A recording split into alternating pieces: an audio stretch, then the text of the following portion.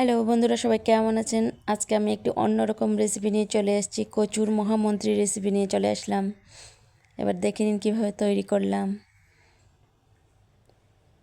তো প্রথমে আমি একটি কড়াইয়ে গরম জল করে নিচ্ছি। কচুগুলোকে একটু আমি ভাপিয়ে নিব। সেই গরম জলে আমি সামান্য হলুদ গুঁড়া দিয়ে দিয়েছি আর সামান্য লবণ দিয়েছি। এরপর এই যে কচুগুলোকে আমি এটাকে শোলা কচু বলে, এই শোলা কচুগুলোকে আমি একটু ডট ডট দিয়ে কেটে নিয়েছি। এবার এই যে জলের মধ্যে ভালোভাবে মিশিয়ে দিব। মিশিয়ে বেশ খানিক সময় জন্য আমি ভাপিয়ে নিব, যেন হাফ সিদ্ধ হয়ে যায়। কচুটাকে আগেই ভাপিয়ে নিলেই ভালো হয় রান্নাটা। আর অনেকেই এইভাবে কাঁচাই তৈরি করতে পারে। রান্নার সময় একটু বেশি সময় লাগে, সেজন্য আমি আগেই ভাপিয়ে নিচ্ছি যেন দ্রুত রান্নাটা হয়ে যায়। আর ওইদিকে কচুটা সিদ্ধ হতে থাক, হালকা সিদ্ধ করব। এদিকে আমি একটা ডো তৈরি করব। এই যে এটার জন্য আমি এখানে আটা বা ময়দা আপনারা নিতে পারেন। আমি আটা নিয়েছি। আটা, হলুদ গুঁড়া, মরিচের গুঁড়া, লবণ দিয়ে আর এখানে গোলমরিচের গুঁড়া দিয়েছি। দিয়ে একটা ডো তৈরি করে নিব। আর এদিকে আমি কড়াই বসিয়ে দিয়েছি। ডো দিয়ে আমি শোলা কচুগুলো একটু বড়ার আকারে ভেজে নিব সেজন্য। এবার আমি দেখুন এই যে ডোটা তৈরি করে নিচ্ছি, হাত দিয়েই মেখে নিচ্ছি।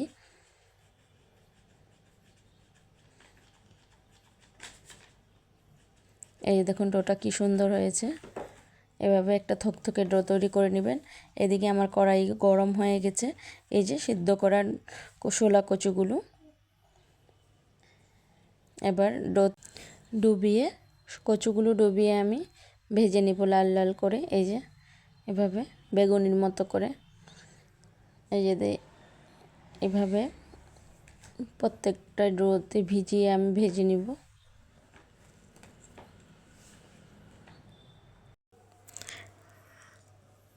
এবার আমি চুলার আঁচটা একটু লো করে দিলাম, যাতে আস্তে আস্তে ভাজা হয়, ভিতরে কচুটা ভালোভাবে সেদ্ধ হয়ে যায়।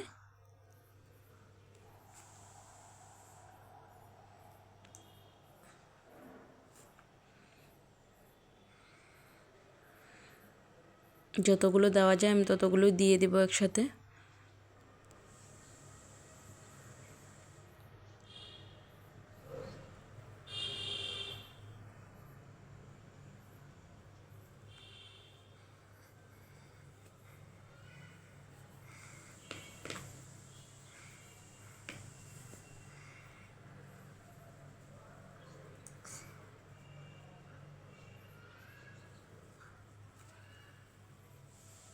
আপনারা এটা বেসন দিয়েও করে নিতে পারেন, আরও ভালো হবে।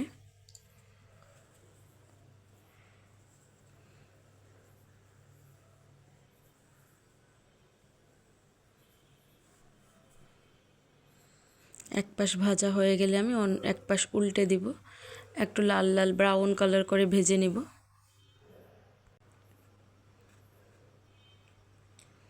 এই যে দেখুন হালকা ব্রাউন কালার চলে আসছে এক পাশে।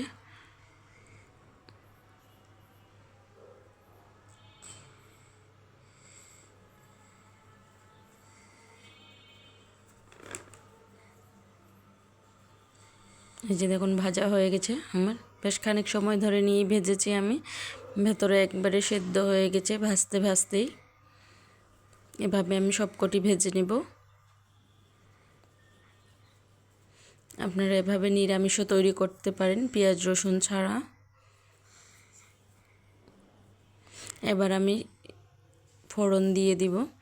এখানে আমি লবঙ্গ, জিরা আর তেজপাতার ফোড়ন দিলাম। তারপর দিয়ে দিব পেঁয়াজ কুচি। এখানে বেশি পরিমাণে পেঁয়াজ কুচি দিবেন। আমি এখানে প্রায় 4টার মতো পেঁয়াজ দিয়েছি।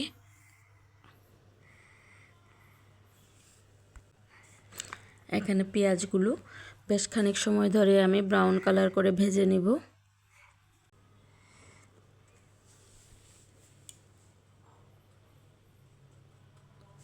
এখানে আমি এলাচি ও দারচিনির থেতো করাগুলো দিয়ে দিলাম। এই পেঁয়াজের সাথে দিলে ফ্লেভারটা ভালো আসে আর একটু ভাজা ভাজাও হয়ে যায়। আর এদিকে আমি একটু শুকনো মশলাগুলো এড করে দিব। এবার এখানে হলুদ গুঁড়ো দিয়ে একটু নেড়ে চেড়ে নিলাম। তারপর এখানে আমি শুকনো লঙ্কার গুঁড়ো দিয়ে একটু নেড়ে চেড়ে দেবো। তারপর আবার সামান্য লবণ দিব। শুকনো উপকরণগুলো দিয়ে পেঁয়াজগুলো ভাজলে ভালো হয়, সেই জন্য আমি আগে এগুলো দিয়ে দিয়েছি। একটু ভাজা ভাজা হওয়ার পর আমি টমেটো কুচিগুলো দিয়ে দিলাম। কচুর মহামন্ত্রী রেসিপিটিতে অবশ্যই টমেটো কুচি বা টমেটোর সস দেওয়ার চেষ্টা করবেন। আর এই রেসিপিটিতে টমেটো খুবই ভালো লাগে খেতে। যে টমেটোটাকে ভালোভাবে সেদ্ধ করে নেব, একটু জল দিয়ে কষিয়ে নিচ্ছি। টমেটোটা কষানো হয়ে গেলে আমি বাটা মশলাগুলো ইউজ করব। এখানে আমি আদা বাটা দিয়েছি 1 চামচের মতো।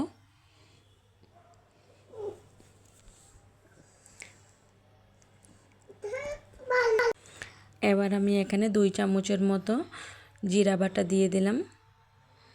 আমি সম্পূর্ণ এখানে বাটা মশলা ইউজ করেছি। এরপর এখানে আমি রসুন বাটা দিব। আপনারা নিরামিষের দিনেও এটা তৈরি করতে পারেন। এখানে পেঁয়াজ রসুনটা বাদ দিয়ে দিবেন, তাহলেই হবে। এবার ভালোভাবে মশলা কষিয়ে আমি জল দিয়ে দিলাম। এই যে দেখুন, পরিমাণ মতো জল দিয়ে দিয়েছি। এবার জলটা ফুটে ওঠা অবধি অপেক্ষা করব। ফুটে উঠলে ভেজে রাখা কচুগুলো দিয়ে দিব। দিয়ে সামান্য অল্প সময় অপেক্ষা করব, যাতে একটু